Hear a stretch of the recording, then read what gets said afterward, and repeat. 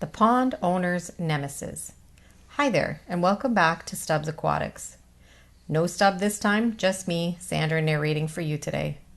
Every pond owner wants crystal clear water. They want beautiful colored fish with striking patterns that will interact with you when they recognize you. We all want to be closer to nature, and that is what they are counting on.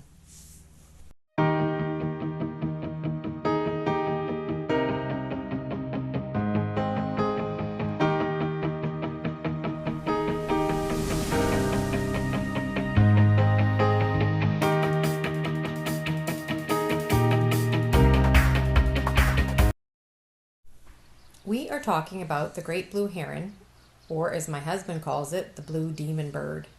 Well, there's always some colorful expletives when mentioning that bird. We've had our fair share of problems with them, being we live very close to a river, a protected wetland, and several creeks. It's a blue heron paradise, not to mention we're in a blue heron breeding zone. We have what you call a garden or nature pond. We want birds and other non-fish eating animals to interact with us. We can't afford a cottage, so we built one in our backyard with connecting ponds and koi, lots of colorful koi. We did what we could to keep our water clear so we could see the fish at all times. Unfortunately, the demon bird could too. I want to tell you a funny story about Stubb and an encounter with a blue heron.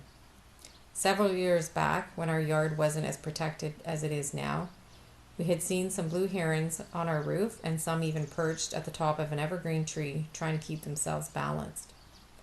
These birds were basically waiting in line like you would a buffet. Stubb knew they wouldn't land directly in the pond and that they needed space to walk to the water and stand on the edge or go into the shallows. We planted trees around the property to give us privacy and keep the herons from getting in.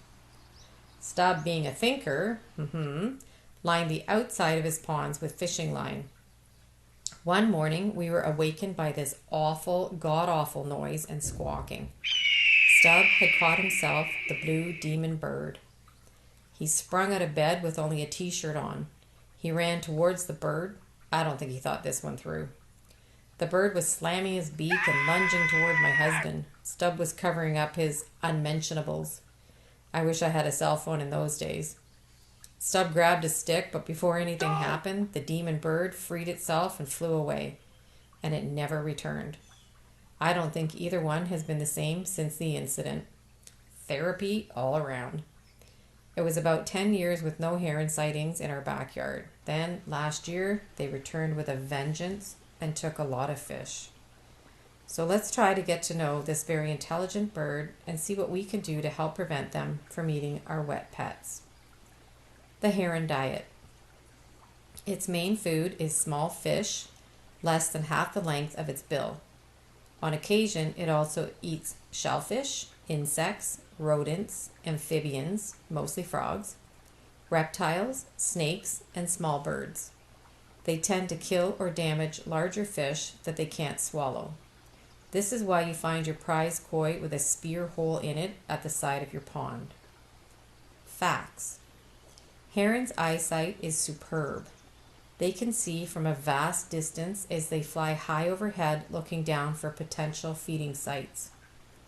Great blue herons can hunt day and night thanks to a high percentage of rod-type photoreceptors in their eyes that improve their night vision. It can also hunt in low light conditions. We all know they like early morning and evenings best, but did you know their favorite time is at night during a full moon? That is 3 full days and nights of hunting each month. Herons can live up to 15 years and have great memories returning to their favorite feeding holes. Herons nest in big colonies, where they can have up to 7 hatchlings with both parents nurturing their brood. They eat about a pound of fish a day. That's a lot of koi, goldfish, and other ornamental backyard pond fish. The heron is a stealthy hunter moving very slow and steady, standing in place for hours at a time, then with lightning fast reflex, strikes with a sword-like beak to stab, then swallow your fish. The heron is a patient hunter that will study your pond, learn your routines, and hunt accordingly. There is plenty of footage where a heron waits until your auto feeder goes off before it strikes. Just keep that in mind when using an auto feeder. There are plenty of so-called heron deterrents. There is the motion-activated water sprayer. I think we would need about 4 dedicated hoses and sprayers. The only thing that's going to get sprayed is my laundry when I hang it out to dry, so that idea is out.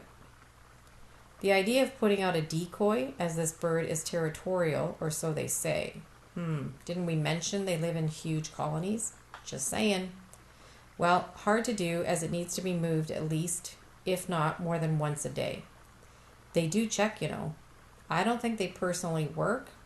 Who hasn't seen a decoy owl with either a pigeon sitting on its head or at least pooping on it? You can get an alligator decoy. I'm not sure that would work either. We have a wooden one that I bought for my husband. I see birds and chipmunks running over it all the time, so that doesn't really work. Dogs are a great deterrent, but your neighbors and your dog aren't going to like it very much if you leave it out nonstop. We have all heard that if you play talk radio around your pond, that will keep them away. It will keep everything away, including you. We all built our ponds to relax and enjoy the tranquility. The last thing that I want to hear is talk radio, and your neighbors will really hate you, unless that's what you're going for. We are told that you can put caves or tubes in your ponds for fish to hide in. Well, we want to see our fish. Our fish know that we come out to feed them, and they associate our shadows with food. So they come up. Did you know that we aren't the only one to feed our fish? These birds know that if they regurgitate some of their stomach contents into the water, the fish will come up to get it. Yep, that is so gross. So they bait our fish. Now you can net or put a sail over the top of your ponds.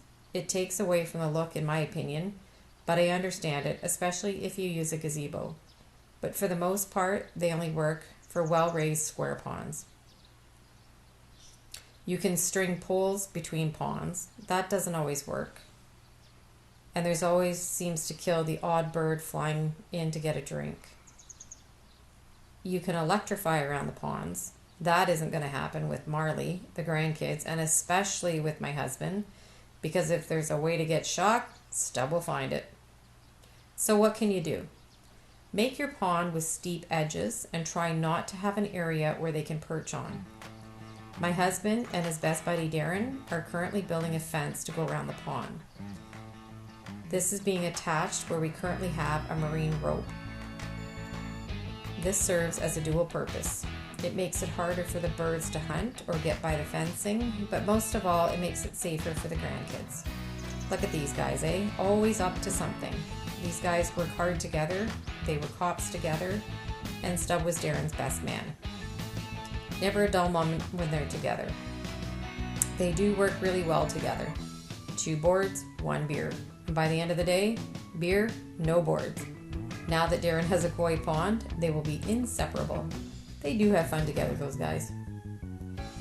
Now, we did net over the shubunkin goldfish grow-out pond, as we have lost several of our toss-eye koi and first-year shubunkin last year, even though the boys added the rope and fence.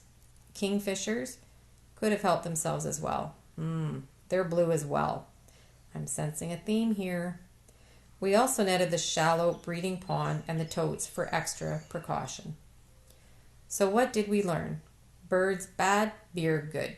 No, guys. That if we built it, they will come. But if it makes it too hard for them to hunt, then they will go somewhere else that's easier for them. I know they totally cleaned out 2 neighbors behind us that had open ponds. So if you can tree your yard, place objects around your ponds so the birds can't land or walk into your pond, you greatly decrease the chances of the demon bird getting your fish. If your water turns a slight green, that's not a bad thing. If you can put some water, iris around your pond and some lilies in it, less visibility for these hunters. If the bird can't see your pond or doesn't know it's there, then you're currently safe. I hope that this video helped clarify a few things about herons. Thanks for watching, guys, and remember to hit that like button and consider subscribing.